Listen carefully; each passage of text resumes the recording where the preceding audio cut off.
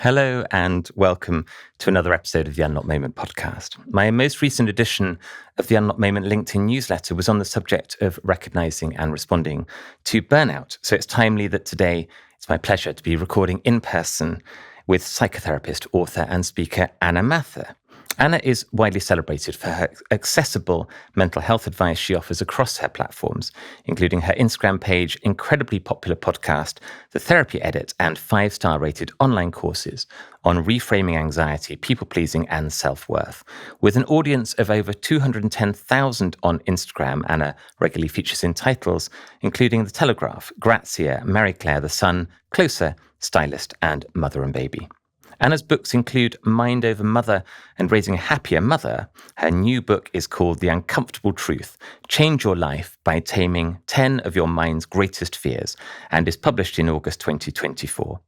But behind the profile of any successful public persona, there is a human story. I'm curious to discover more about Anna's journey, the challenges she faced, and what she has learned that she can share with you. And we'll be talking about the unlock moments of remarkable clarity that helped her to figure out the path ahead. Anna Mathur, it is my great pleasure to welcome you to the Unlock Moment. Thank you so much for having me. I've been really excited to have this chat. We are in the coolest part of London here in Shoreditch doing an in-person recording. Beginnings are really important, and I really like to understand people by asking this first question, which is, in order to understand the person you are today, where would we need to start in your story? There are so many different starts, I feel. There are so many different versions of me along the years that have kind of been born through different seasons and beginnings, often beginnings I didn't even realise were coming, beginnings that started on the kitchen floor on a Wednesday afternoon where a whole new me was born. So I don't know. I guess it would depend which beginning we wanted to go back to. But I feel like that it's just been like a metamorphosis of me's over the years to get me where I am right now. And who knows where I'll end up in life and all those starts. Where are the stories that you think of in your childhood, in your upbringing, that are really meaningful for you? So I was confronted with death at a really, really early age. My sister, when I was just a child, really young, she was diagnosed with cancer when she was 2. And I think I must have been about 5, 6, but I remember that. And that began a very different path to my life, my understanding of people and the fragility of being that shaped me forever. And we lost her when I was 10. And now I have children at the same ages that I was, and the same age that my sister was when she died. So it feels like a really pertinent part of my story that I'm kind of like, living through the seasons that my parents never got to experience, having children, just, carefree, and because our lives were very much directed by her cancer diagnosis and trips to hospital and waiting to hear back about scans. And there were points when my brother and I almost lived in Birmingham Children's Hospital while she was going through really kind of critical care, and my parents both had to be there. And sometimes I look at my kids and I just think, wow, you'll hopefully never know what that feels like at this age. And it just is such a pertinent reminder how how these things just kind of affect the course of our lives. And it must make you grow up very fast as a 5-year-old in that context. Absolutely. And I think right now in my life as a nearly 39-year-old, I'm actually doing a lot of like ungrowing, just undoing, and maybe experiencing and seeking some of those experiences that feel a bit more childish in my life, like just having more fun.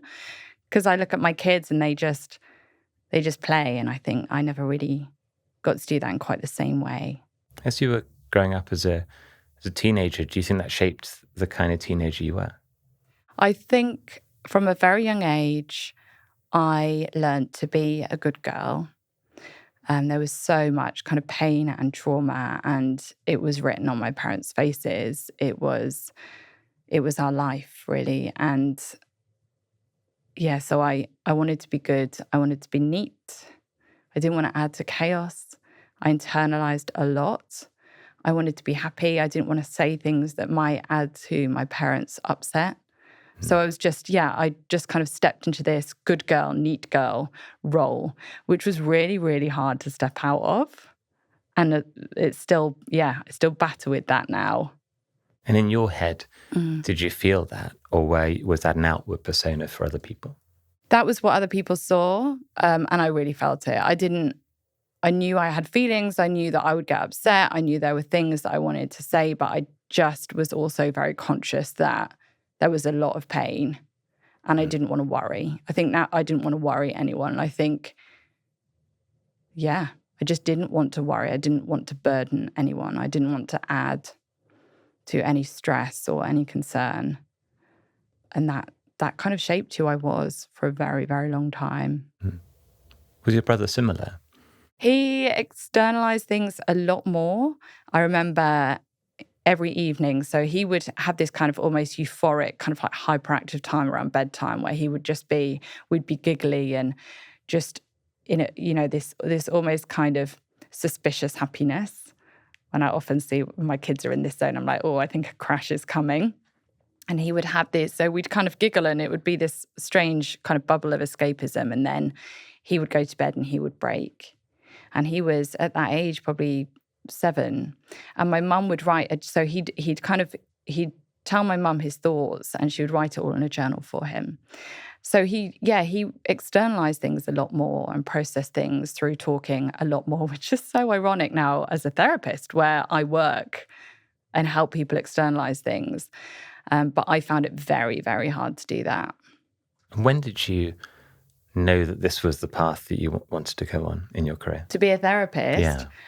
Because I was so good at internalizing things, the role that I played in all my relationships was to be the helper. I was the listening ear. I was the one that everyone would come to and talk to me about things. And I found that identity. That's what I was and that's who I was. And I was very comfortable in that. So becoming a therapist made really perfect sense to me so I can help people. When in truth, I think a lot of my desire to help people was that's how I felt I deserved my place in the world. That's how I earned my space. That's how I earned my position in friendships and relationships. But also it was just avoidance. It was I didn't have to kind of think about my stuff if I could be helping and thinking about other people. So that's I think why I wanted to be a therapist. I wanted to help people. And then often I think when you train to be a therapist, you get the therapy that you need. I actually walked past my old therapist's room on the way here. And it always gives me this kind of really sad feeling because I used to go there and I would just think it was a tick box thing. I had to have therapy to be a therapist. So I'd turn up 7:00 in the morning before work and I was just so neat. I think I must have been absolutely infuriating because every challenge that I had, right, this is hard in my life, but this is what I'm going to do about it. And it's all okay. Don't worry about me. And I was so packaged up so tightly and so neatly that I think it must have been incredibly hard for her to get in, to say anything of value because I didn't want to need anyone. I didn't want anyone else to have to be the answer to what was going on inside of me. And I would not even drink the water that she had there every week because I wanted to be so unimposing and I didn't want to burden her in any way that I wouldn't even accept the water. That's how much I stifled my own recognition of my own needs, that even if I was thirsty, I wouldn't drink the water. I'm an ex and never doctor, but trained and never practiced. And you're a psychotherapist. And the challenge for people like us is that we often have done a lot of deep thinking about why we do what we do, where we are. And it's fascinating, this sort of twin track, one track is. It's really clear that this was something that I was good at, I was natural at, I loved doing. And then you say these really powerful and quite challenging things like, I felt like I deserved my place in the world, and this was avoidance. And I hear in the way you describe your first interaction with being the recipient of therapy is a very challenging space for you, actually, because it's starting to dive in. I was in a conversation very recently with somebody who knew me back in those days when I was 17, and he said, "You're a very different person then." I was like, "Yeah, I know." And there was a time in my mid-20s when I kind of figured out humility and a bunch of other things that was sort of a breakthrough to really becoming comfortable with who I was. As you went through that journey of your own therapy in preparing to be a therapist, was there a time then when you started to unpick some of that, or did that come later? That came later, and it came in stages. So there were numerous moments, I think, where I just came to the end of myself. I was actually really depressed when I was living in London. And again, it was something that I kind of would go into the toilets before work, and I'd put another layer of mascara on because I'd probably shed a tear over Waterloo Bridge. And then I'd go, I'd be this competent, able person that was just happy and neat and efficient. And no one knew how I felt. And I didn't really know how to be authentic in that. It was just so alien to me. And I remember having just got married. I was 24 when I got married, so I was quite young. And we moved into this flat in Kent. And I think at that point I was just struggling so much. The way that it was impacting me, I think when I'd hurt myself. And it was all through kind of how I ate or didn't eat. And I was over-exercising. At one point, I was running like 10 kilometers a day and kind of not eating. And it was, that was my way, I think, of living with the pain that I hadn't processed. And I think for a long time, that was kind of how I dealt with it. And I remember this moment standing in this damp flat in Kent. And I was so depressed, and I remember just standing in the kitchen, just staring at the fridge, thinking I didn't even know what to do with myself. I just kind of reached the end of myself. I think it had just been so exhausting, holding it all inside. And I think I was probably so hungry and so tired, but at the same time, externally, I just got married, and this was like an amazing time in my life. And I remember just standing there staring at this white fridge thinking, I don't even know, I can't even move my eyes. Like I was frozen. And in that moment I thought something has to change. Like I need people. But that was absolutely terrifying. And I think, I mean, I wish that I could say that was the beginning of a massive shift, but it was just kind of a step.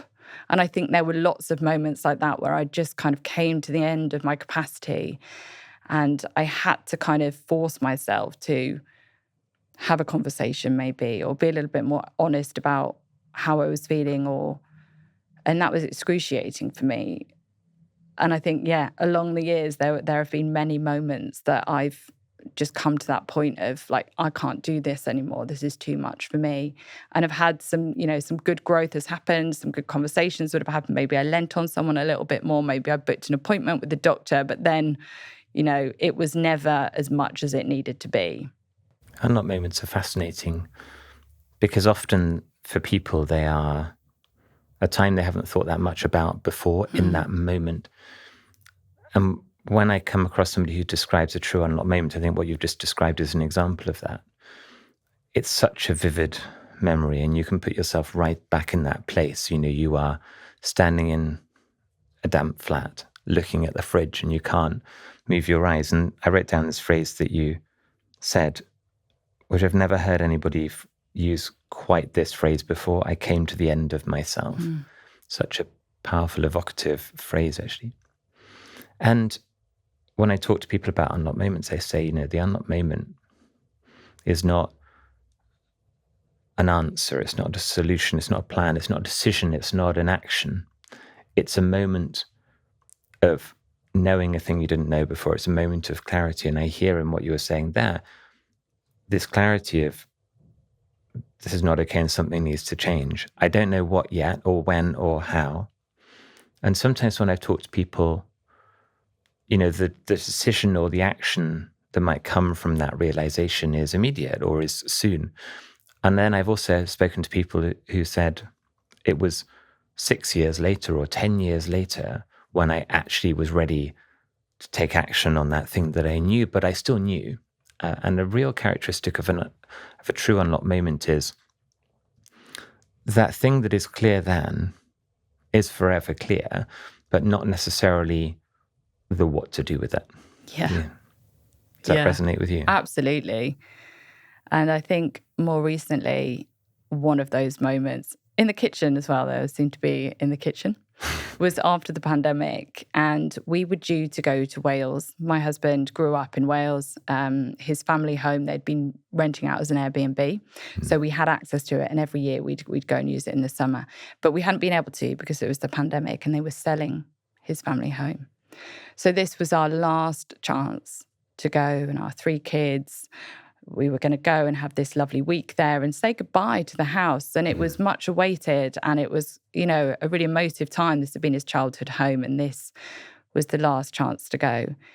And I was so burnt out, I think, from all of the juggling and the containing done in the pandemic, the striving to do everything well. I'd had a book out and I was just trying to homeschool, and I am not a teacher. I've definitely, it's never going to be one of the jobs that I end up doing. And my husband had kept saying to me, what time are we going to leave? What should we do? It's like we're going to have everything packed. And every time he brought it up, I felt panic. I think I was so burnt out at the thought of getting in the car with the kids for 4 hours. My frazzled nervous system was, I was overwhelmed at the thought.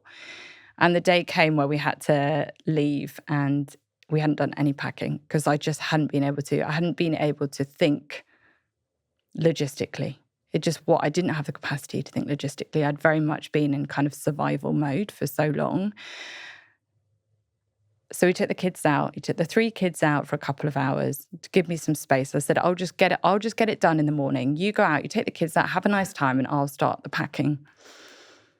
I remember getting a bag out the cupboard and I put a water bottle in and I sat on the floor of the kitchen. And it was another one of those moments where I was just completely frozen. And it just felt like a momentous task and one that I did not have capacity for. I did. And he came back 2 hours later and I was still sat on the kitchen floor and I'd packed a water bottle for 5 of us for a week. And I'd said to him something that I wish I'd said years ago, and maybe even in that other moment in the kitchen when we just got married years and years before, I said to him, I can't do this. And it's like it hadn't occurred to me that there was the potential for us just not to go. And we didn't go. And it was the most liberating, guilt-fueled, shame-fueled decision. But we made it, for me. And I think to have allowed that not to happen, to have not taken that week to say goodbye to his family home, it was huge because we didn't go. And it was the rightest thing, but the biggest thing to allow to happen. And I think it was because of the other little unlock moments along the way that I actually was able to sit on that kitchen floor and say, I can't do this, to ask for something so big and so important to be changed for me. So yeah, we didn't go and we stayed home, and it was so right, but so hard. And I think that accepting that sometimes life has to move around because of me and my needs and my capacity or lack of. And that was huge. And that sparked so many realizations and so much permission for me to recognize that sometimes when I get to the end of myself, things have to shift and change, and I'm deserving of that. And it can be hard and it can be inconvenient and it can mean that we miss out. But actually, as a mother, if I am not okay, no one is. My children need me to allow things to move around to accommodate me. And that was the biggest, I think, unlock moment that wouldn't have happened if it wasn't for those other moments. And yeah, just the absolute respect for the first time in my life of my own resources and my capacity and how important that is. And when I'm pushing through because of need or because my standards are just so high and I was perfectionist and just wanted to do right by everyone, that it's not just me I'm damaging anymore. It's other people too. People often say to me, what was your unlock moment? And people do have sometimes more than one, but not lots, not true unlock moments when you're right back in that place. And I talk about a year before I finished my medical training. And I'd been at medical school at that point for 7 years. I do a PhD alongside my medical studies. And my unlock moment was not a time I was searching for a solution. I was just walking down the corridor in my lab, and suddenly this thought came into my head, which was, you don't have to do this if you don't want to. Yeah. And it was, you could take a different path that isn't being a doctor. It wasn't you will or you should or you must. It was just you could. You can own that, And from that knowing came an exploration of, well, what do people do if they don't continue through medical training to be a doctor? And I felt guilt for everything I'd invested, everything my parents had invested. Those days, the government had invested in tuition fees, all the rest of it. I felt that. But I knew that for me, and for me to make a contribution in the future, that was something that I needed to explore, and I did explore. And so when you talk about that, the freedom to choose to do something different from what was planned, that really resonates with me, because that's what my unlock moment felt like. It felt like, you didn't leave medicine, it's not the thing to do. And you're on this kind of conveyor belt where, you're channeled through. And after you do this year, you will apply for that kind of job, and you do a year of that, and you apply for that kind of job. Nobody says, by the way, you could go and explore being a consultant or being a journalist or being a speaker or something else. They don't do that. So, and I think there will be a lot of people listening who will really, really resonate with what you just talked about. And that sense of feeling frozen in that moment and feeling guilty for, and maybe feeling selfish for putting yourself first. But as you say, as a mother, if you're not okay, nobody's okay. Yeah. And the shame was great and the guilt was great. I think I must have apologized about 100 times to my husband and 3 children who were excited to go on holiday that day, to go to the beach. And then we weren't. So there were tears from them. And it was all because of me. But I remember sitting on the sofa a couple of days later and thinking, this is everyone's debt to pay. The fact that I had pushed on and pushed on and pushed on and mothered through this pandemic and pushed myself out my comfort zone with schooling, and my son's autistic, so there's a lot of stuff in our house for me to try and stay calm for, and it just been a lot, and everyone had benefited from what took me to my burnout. Everyone had benefited from all my doing. Everyone had benefited from all of my holding and containing, and everyone had benefited from that. So therefore, the debt of my burnout was a collective debt to pay. And I think that realization was so powerful to me. And I thought, if I took everyone on holiday and we agreed that I was going to put the money on my credit card, that would have been collectively agreed that we would go into debt for that holiday, and therefore to pay that back, that would have been me and my husband paying that back. Therefore, I recognized that my burnout humbled me. I never knew how visceral burnout could be. I now have so many things in place in my life because it took me a good 18 months to recover. And when I say burnout, I couldn't make a decision. I felt like my skin had been removed. I felt like I was bare to the world. I had no buffer. Noise was too much. My nervous system I think it was literally frazzled. My husband, even as something as simple as, what do you want for dinner?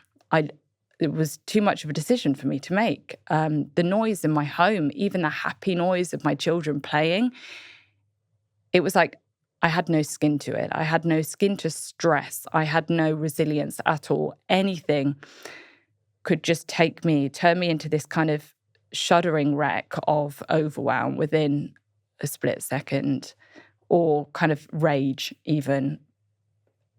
And I knew that I had to find a way to recover. And the only way for me to do that with 3 children and a job was to ask for people to accommodate me.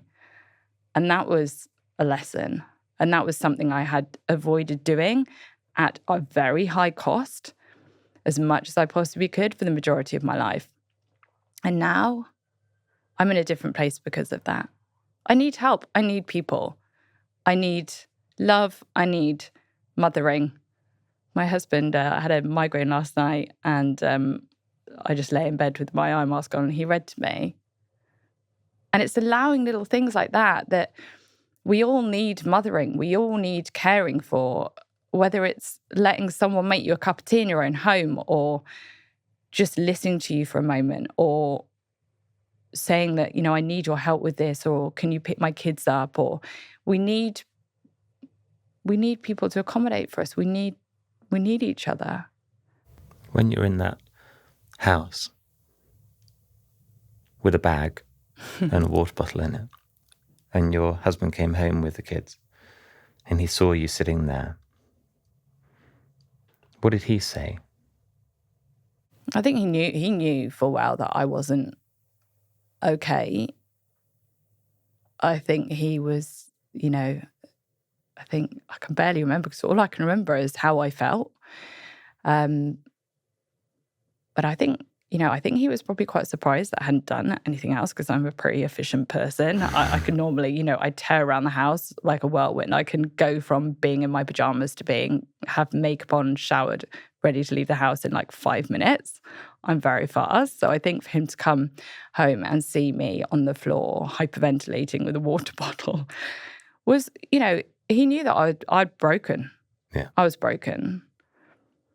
And I couldn't fix myself. And I think that was the humbling thing about it. And maybe also part of the reason that I trained to be a therapist was that maybe I can fix myself, as if I'm a heart surgeon that can do heart surgery on myself, because I don't need someone to anesthetize me. And it humbled me. And I've never recovered in the best way. I don't want to. That's powerful. My kids are better for it. Like, everyone around me is better for the fact that I was broken. And I think people that haven't experienced that, or seen other people who've gone through something like that, and there's lots of contexts where people go through something like that. Burnout is one of them, but there are many others as well. It's that idea that the pressures are building and building and building, or they're adding and adding and adding. Sometimes it's not they're getting larger, but they're just keeping going for a really long time. A lot of people experience that in COVID because they thought it was going to last for 3 months or 6 months or a year, and it keeps going. And their levels of resilience are dropping and dropping and dropping. And that there's that shift from I'm fine, I'm managing, I'm coping, to suddenly it's flipped and I'm not coping. And that flip can be really sudden. And inside you might have been feeling it for a while, but you were able to keep everybody from outside from really seeing it. And then suddenly, as you described, when it breaks, and for the person outside seeing you, it's like it's really sudden. And often they don't know what to do. Sometimes it's somebody close to you, like a partner, but sometimes people will see it at work as well. And I remember having a guest on the podcast a while back, and she broke down on a Zoom call with all of her colleagues on the C-suite of a large organization, and she burst into tears in the middle of a call, and she had to come off the call.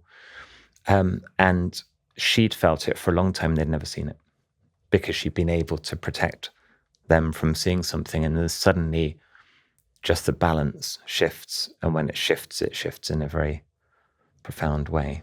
Yeah. How old were your children when that happened? They must have been around 2, 3, and 5. Wow. Yeah. And now they see me messy all the time. Yeah.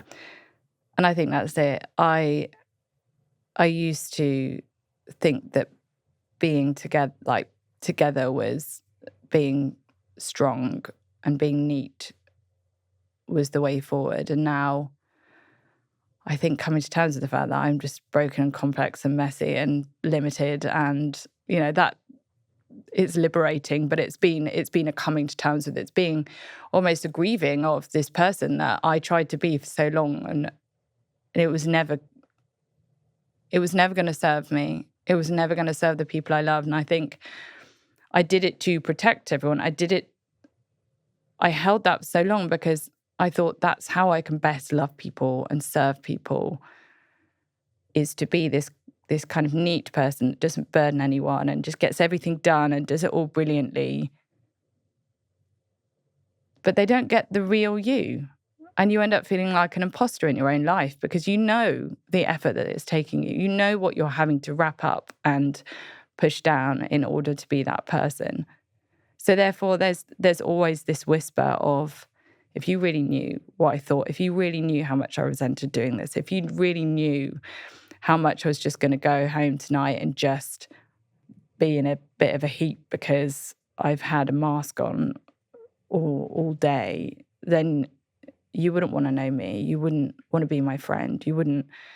So I just felt like an imposter in my own life. And I think when I just broke, I had to be more authentic. And now I am. And that's what people get. Even if I turn up at the school gates and I don't want to talk to anyone because they probably think I'm grumpy. They probably don't even know what to make of me half the time. Sometimes I turn up like this at the school gates, like this morning, smiling, having a great time with my kids because we've had a lovely morning. Other days I turn up and I'm in workout wear and I don't want to look anyone in the eye because my son had a meltdown and I just want to go and sit in my car and cry. And instead of pasting on a smile and thinking I need to smile to everyone so they think I'm a good person, I literally am just like, they don't know. It doesn't matter. They can think what they think. The people that know me, they love me, they get me. And at the end of the day, that is the bottom line. That's really what matters to me now. They can handle me. The thing you choose to talk about in answer to that question, to understand the person you are today, where do we need to start in your story? And you could have chosen it anywhere, but you chose to start at the age of 5 years old and talking about that experience with your sister and experience in your family and why it was that you held things in and played a certain role to be neat. And then the place you chose to talk about in an unlocked moment, which I think the really powerful one is that one we've just talked about, that moment of sitting on the floor with a bag with just one water bottle in it, packing for the week ahead and realizing that that wasn't the right choice in that moment. And the connection between those 2 points and the you today. And I'm really passionate about finding and knowing people who do what they do because it really is in them. It really is their underlying purpose. And there are many people in our kind of line of work, therapy or coaching or speaking, where they're not particularly authentic. They've gone, this is a career I can do. I need to have a brand or a message, and I'm going to figure out what the one that is optimal to the audience is going to be. And then I'm going to write a book, and then I'm going to go out on LinkedIn. And you go, well, you've done that because you think it's a way to build a business. The people that I'm really connected to, at an emotional level, of people where they would be doing this if there was no audience, if there was no money. They're doing it because it's personal to them, it's important to them. And I want people to hear that the reason you do what you do is because it's personal. Oh, yeah. And I hear that coming through your story. There are the books that I talk about, the books where they're like, if you eat the breakfast I eat, you too will become a millionaire. Those books. Yeah. I'm like, there isn't a recipe. There isn't a formula. Neither you nor I can say, this is how you should live your life. And if you do, you will be happy and successful. It's not about that at all. It is about connecting to who you are. And even just in this conversation, and we've talked quite a bit before, but we've talked in a very different way just in the last few minutes. I have a very different understanding of why you do what you do now. It makes much more sense to me now. So talk to me about what is most important to you in the work you do today. I think it's people honouring themselves, finding a way to honour their limits, their needs, who they are. I think as a people pleaser in recovery, I have a real heart for people that just live their life around people to please people and end up feeling like that imposter in their lives and end up silencing themselves and overlooking their needs and living for other people. And I think we're going to die. We're going to get to the end of our lives and we're going to die. And we deserve so much more than to live our one life as a half life, as half of who we are, censoring and filtering and morphing ourselves to please other people that at the end of the day we might not even know in a week, in a year. And I don't want to be there on my deathbed thinking, I wish I had given more of myself to the world. I want other people to honour who they are and find ways to do that. And that's complicated, right? Because often it's challenging narratives. It's stripping back how we are and who we've learned ourselves to be and addressing the guilt and the shame that so often follows that I should be this or I should be that, or a good mother looks like this or a good person looks like that. Because we're all messy. We all have rough edges and we all have toxic traits and dark corners and deep secrets. And sometimes I look around on the train at all these people, some people in suits, some people with their kids, and I just think we're all just a hot mess. We're all just trying to do our best. We're all broken. And the more that we truly understand that and accept that about both other people and ourselves, the more compassion we can find for the bits that we don't believe hit some bar that I don't even know who set anyway. And the more authentically we can live, and the more deeply we can connect with one another, because we're not scared that someone's going to run away if we're honest about ourselves, because we're not running away from ourselves anymore. And I think, that's just that kind of desire just underpins everything, because I know how much it's changing my life all the time and how I have way less friends now on paper, because I want to connect with people. I want to be authentic, and I can't just try and please everyone, and I can't invest in all of these different relationships. So I'm so much happier this way. My diary isn't jam-packed with this party and going to that because I feel like I should, and that person I've known for years, so I should kind of continue investing in that relationship. I'm just being myself, and I'm respecting the limits of my diary and my resources, and I'm valuing what is important to me. And I no longer look at what my life looks like in order to determine how good a job I'm doing. It's more about, am I living in line with my values? Am I connecting with people authentically? And that's where my energy goes. And everything else is just extra. You wrote on Instagram this lovely phrase, which I liked. I want less so I can have more. Yeah, exactly. And I think when I think back to my parents' generation, where work was done at work and friends were those that you saw or you picked up the phone to, and the phone was attached to the wall, and you could only contact someone if they were actually there. And like the kind of relationships they had less friendships, less people to respond to, there were no notifications, there were no emails done in the evening, there were no like cooking dinner for the kids whilst, adding something to the shop and replying to 5 emails.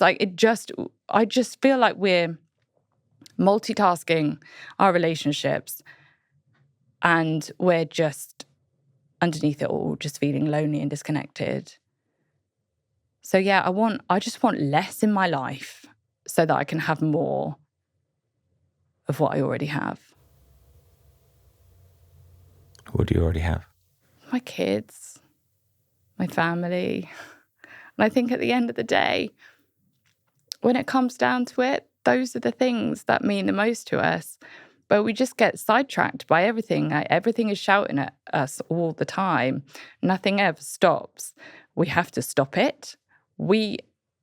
Life is just coming at us from all directions.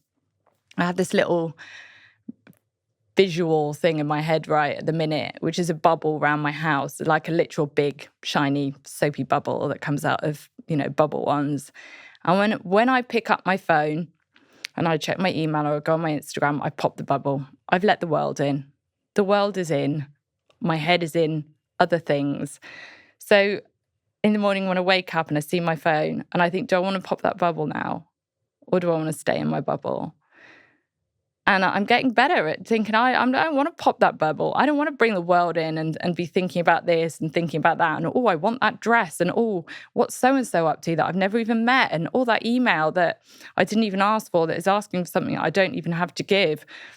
And I'm replying in my head. And, I just think, how can I protect what I have so that I can enjoy it and be more boundaried?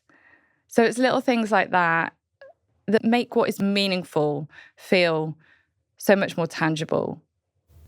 For a person who values having less, a person who values the power of the bubble,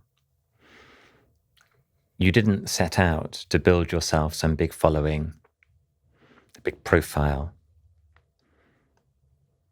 but you have one because over the last few years that's built up. How did you feel when that started to happen? When you started going from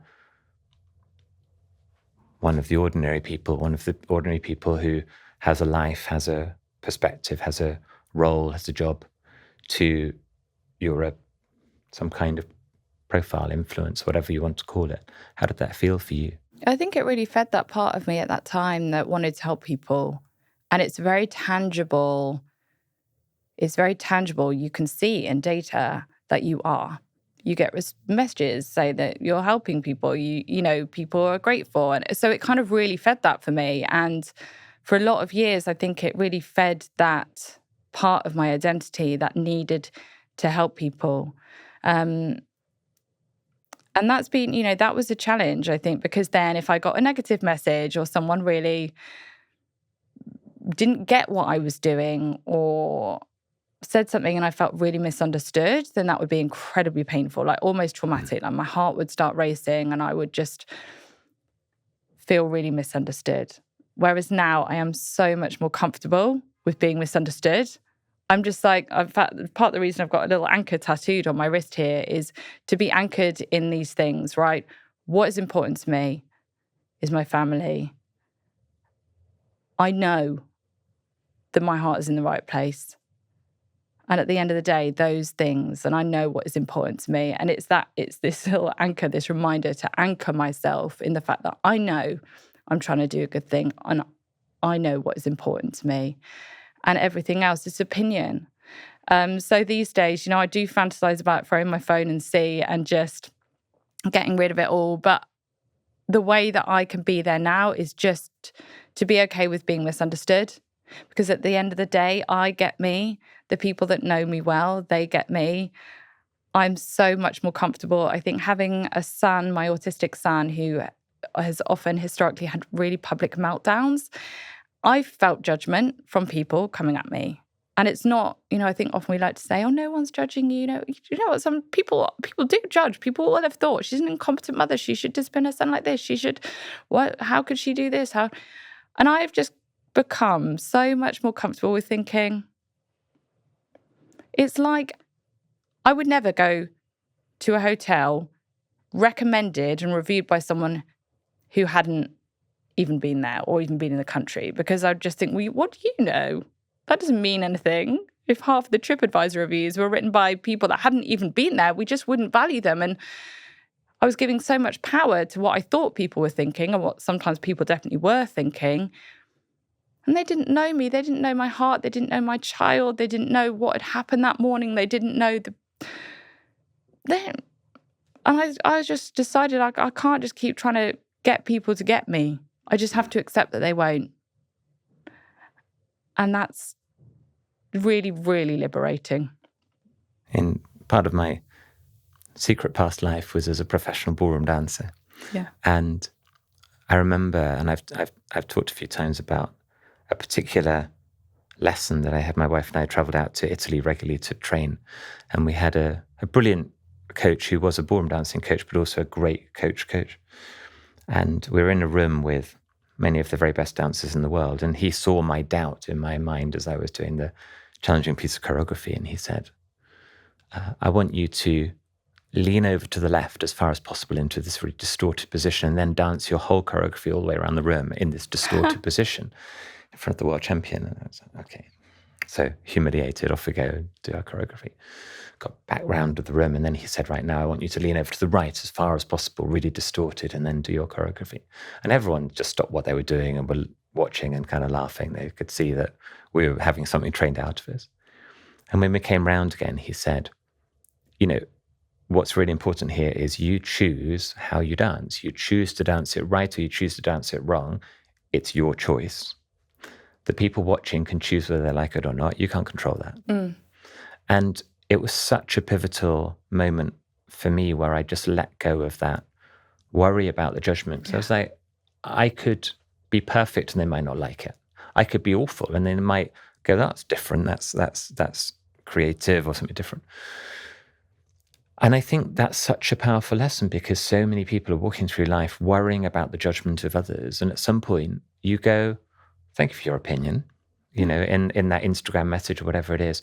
I'm going to choose not to take that on board and put that into the way I do it next time.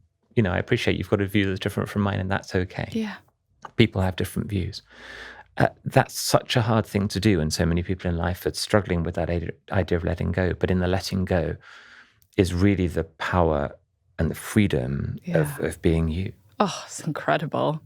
Honestly, it's incredible. And in the new book, there's a whole chapter, so it's called The Uncomfortable Truth, and it's all about all these things that we grapple with and battle with and pour loads of energy in trying to change. And one of the chapters is called People Will Misunderstand You. And that is an uncomfortable truth of life. And I think we can do whatever we can to try and get people to get us.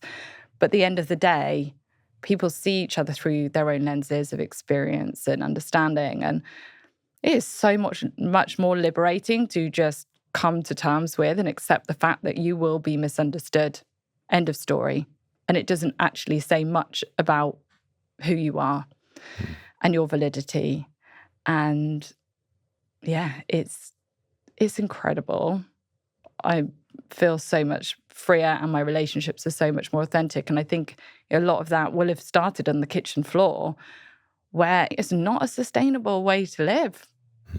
We lose ourselves. We get a lot of people pleasing and fear of judgment is so much about the worry of people abandoning us if they really know us, when all we're doing is chronically and consistently abandoning ourselves. You've written many books and you could have written any book, but you've chosen to write this one called The Uncomfortable Truth. Where were you and what was happening when you went, this is the book that I need to write? I was standing by a bed in a hotel in Warwick with my mum about to go for dinner. And I wasn't thinking about books. I wasn't thinking about, I can't remember what it was, probably whether I needed to iron my dress or not. And I was doing a TED talk the next day, a TEDx talk on parental guilt. That's why I was there. And I suddenly had this idea come to my mind of a book. And it was the book, it was the title, it was every single uncomfortable truth. It was the color of the book, it was everything. And I wrote it in my phone in about 30 seconds because I don't know whether I'd been having my mum's therapist as well. She's amazing. I don't know whether I'd been having chats with her maybe over, the day about some of these themes, but that book came to me in about 30 seconds and I messaged my literary agent like that evening or the next day because I'm very ADHD, I can't help myself. And he was like, great idea, Anna, but your other one's not even out yet. You need to just put it on the back burner, put it on pause. Let's look at this down the line. And it wouldn't leave me. And I would ruminate over it and I'd sit on the train, like writing it in my head, and ended up saying to him, I'm just going to have to I'm going to write this book. It's not a motherhood book. And that's what I'd been signed to do, to write motherhood books. But I've got to write it. I'll do it as a passion project. If my publisher don't want it, that's fine. I just need to get it out. And he was like, I'd rather you focused on the book that is coming out a few months later. I don't even know if I'd announced that yet. So I planned that I was going to write it over the summer holidays, and I'd planned it out in my diary. I was going to write 2,000 words in the morning at 5 o'clock before my kids got up over 3 months, right? So I was going to have this 6,000 words at the end of the summer holidays. Just before the summer holidays and my kids broke up for weeks and weeks, I was out for a walk and I had this real sense that I had to write this book in 2 weeks. And I went home to my husband and he was like, don't do that. That's a lot. 6,000 words in 2 weeks with a job, with the kids. It was a ridiculous thing. And it wasn't like some kind of crazy target I set myself to prove anything. It was just this real visceral sense that I needed to write this book. And my mum was like, I wouldn't recommend it. You're going to get burnt out. No one recommended that I do this. And I knew it was ridiculous, but I had to honor this challenge that came from the same place as when the whole book was given to me in like 30 seconds. And so I did. I wrote this book feverishly in 2 weeks, getting up at like 5 o'clock in the morning. I was in creative flow. I was having the time of my life. Like it was, I was loving it. And I managed to do it without impacting on my kids. I was frazzled by the end of it. I finished it on the Sunday. On the Wednesday, had one of those bits of news as a family that just throws life totally up in the air. One of those traumatic pieces of news that you can't see the wood for the trees. There's so much grief, you don't know how you're ever going to feel all right again. And it was just wild that I'd finished this book because there was no chance in hell that I was going to be able to write again for a long time. And ironically, I was publishing and promoting a book called Raising a Happier Mother when, as a family, we were really feeling just very broken and very sad. So when the publisher, as they do, at the time, Raising a Happier Mother was published, they had a conversation with my literary agent and said, I'm just wondering what the next book might be. And he was able to say, she's done it. It's here. And it was done. And the most amazing thing is that those 10 uncomfortable truths that I was fully immersed in, the fact that bad things will happen, some people won't like you, you will be misunderstood, things come to an end, grief, death, acceptance, gratitude, all of these things were so fresh in my mind that as we walked through this fire, this trauma, it all just held so true. And knowing what they know now, my publisher and my friends and my family and all the people that are getting hold of this book, they cannot believe that I wrote it before, because it sounds like something I would write after going through a hard time, after all these things that, about how we can, if we lean on people, if we find gratitude, if we accept, if we lean into situations, then we can actually become stronger. They'd stood the test. And it was just wild, the timing of it all. I've heard many people say things like that on this podcast when they're talking about unlocked moments.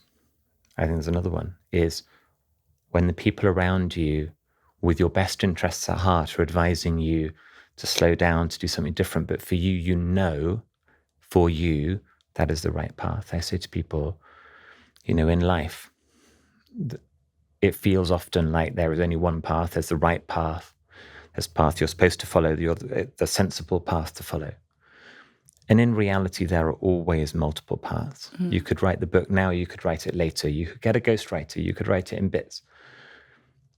Only you can decide the path that's right for you. And I remember a conversation with an incredible, inspirational woman called Oa Hackett, who now runs a cancer charity called Little Lifts in the east of England. And I talked to her about her unlocked moment, and she said she was 28 when she was diagnosed with breast cancer.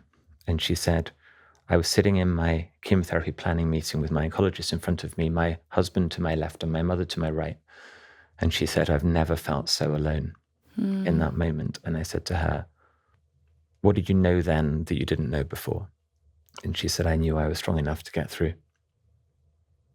And when she came through her treatment and that was successful, the charity that she founded was to create little boxes of the things that you only need because you've been through it yourself. Yeah. And they've just given away their 20,000th box to a cancer patient.